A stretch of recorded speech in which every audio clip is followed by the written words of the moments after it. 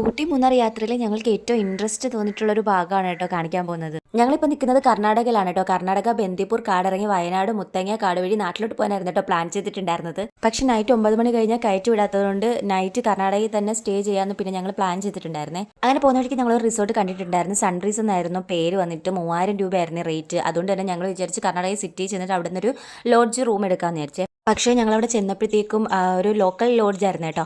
ലോഡ്ജും പിന്നെ അവിടെയുള്ള ആൾക്കാരെയൊക്കെ കണ്ടപ്പോൾ ഒരു ചെറിയ പേടിയൊക്കെ തോന്നി കേട്ടോ. കാരണം കർണാടകയാണ് ഈ സ്ഥലം. കാറൊക്കെ വെളിയിലിടാനൊരു സേഫ്റ്റി കുറവുള്ളതുകൊണ്ട് ഞങ്ങൾ ആദ്യം കണ്ട സൺബ്രീസ് എന്ന് പറയുന്ന റിസോർട്ട് തന്നെ പിന്നെ ബുക്ക് ചെയ്തിട്ടുണ്ടായിരുന്നു. റോഡ് സൈഡിലായിരുന്നു കേട്ടോ ഈ സൺബ്രീസ് റിസോർട്ട് കണ്ടിട്ടുണ്ടായിരുന്നത്. പക്ഷേ കയറിയപ്പോഴായിരുന്നു ഗൈസ് ഞങ്ങളൊരു കാര്യം ശ്രദ്ധിച്ചത്. ഈ പോയിക്കൊണ്ടിരിക്കുന്നത് റിസോർട്ടിലായിട്ടാണ് കേട്ടോ. ഞങ്ങൾ കയറിയപ്പോഴാണ് അത് കണ്ടത്.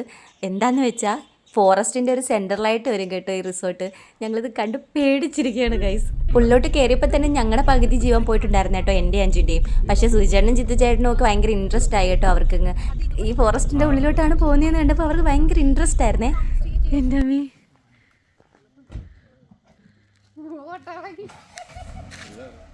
ഇതാണ് കേട്ടോ റിസോർട്ട് വന്നിട്ട്. ഇതൊരു വില്ല പോലാണ്, നമുക്കൊരു വീടായിട്ട് കിട്ടും. ഇതിനകത്ത് വലിയൊരു ബാത്റൂമാണ് കേട്ടോ ഉള്ളത്. നമുക്ക് 2 ഫാമിലിക്കൊക്കെ സൂപ്പറായിട്ട് കിടക്കാൻ പറ്റുമേ.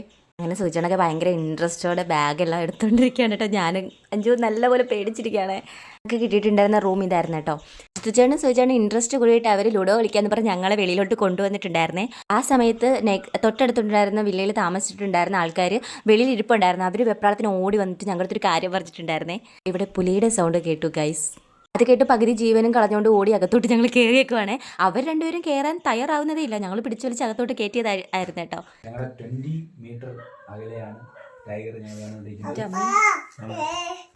ഒരു വില്ല ഇപ്പുറത്തൊരു ഇപ്പം കണ്ട വീഡിയോയിൽ ശ്രദ്ധിച്ച് കേട്ടാൽ നിങ്ങൾക്ക് പുലിയുടെ സൗണ്ട് കേൾക്കാൻ പറ്റും കേട്ടോ. അവർ പറഞ്ഞിട്ട് 5 മിനിറ്റ് കഴിഞ്ഞപ്പോഴത്തേക്ക് ഞങ്ങളും അത് കേട്ട് ഞങ്ങളുടെ നല്ല ജീവൻ പോയിരിക്കുകയാണ് ഗൈസ്. ഒന്നുകൂടി കേൾപ്പിച്ചു തരാവേ. ഇപ്പുറത്തൊരു അതെന്തിനോ പിടിച്ചിട്ടുണ്ട് കേട്ടോ. പന്നിയുടെ സൗണ്ട് പോലൊക്കെ കേട്ടിട്ടുണ്ടായിരുന്നു. എന്തോ പിടിച്ചെന്ന് അറിയില്ലേ. എനിക്ക് അത്യാവശ്യം നല്ല പേടി ഉണ്ടായിരുന്നത് കൊണ്ട് അവിടുത്തെ സെക്യൂരിറ്റി എന്ന് തിരക്കിയപ്പോഴത്തേക്കും അവർ പറഞ്ഞത് പേടിക്കേണ്ട, നല്ല സേഫ്റ്റി തന്നെ ഈ റിസോർട്ടുള്ളത്. ലൈൻ കമ്പിയൊക്കെ ഉണ്ടല്ലോ, അതൊക്കെ സെറ്റ് ചെയ്ത് വെച്ചിട്ടുണ്ട് 4 വശത്തും. പിന്നെ അന്ന് അവിടെ പുള്ളിപ്പുലി വന്നിട്ടുണ്ടായിരുന്നു കേട്ടോ. അത് അവർ CCTVയിൽ കണ്ടിട്ടുണ്ടായിരുന്നു, ഞങ്ങളടുത്ത് പറഞ്ഞിട്ടുണ്ടായിരുന്നേ.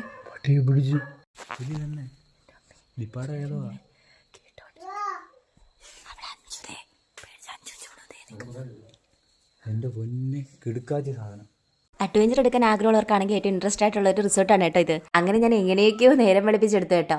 അങ്ങനെ രാവിലെ തന്നെ ഞങ്ങൾ ഫ്രഷ് ആയിട്ട് നാട്ടിലോട്ട് പോകാൻ വേണ്ടിയിട്ട് യാത്ര തിരിച്ചിട്ടുണ്ടായിരുന്നേ.